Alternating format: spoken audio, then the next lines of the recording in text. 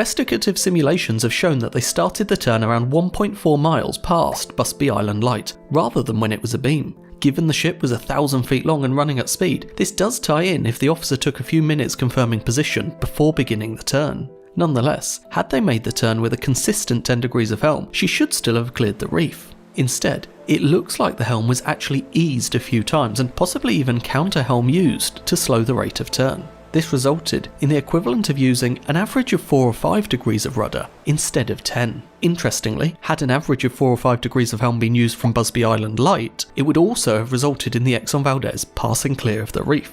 Anyway, although the cause of the helm easing isn't clear, it could be that the helmsman didn't realise the intentions of the officer, so maintained a steady turn rather than allowing it to accelerate. Of course, an experienced officer like the one on duty should have been monitoring the rudder and immediately picked up when it was eased, so that leads us to think there must be more to it. Well, if we look back earlier in the day, we start to find some answers. The ship had arrived the night before and spent all day loading cargo. It could be that the officer was exhausted and not performing at his best. You see, although an accident such as this seems like a simple case of not making the turn, when we delve into it, we find there are so many factors we actually need to consider.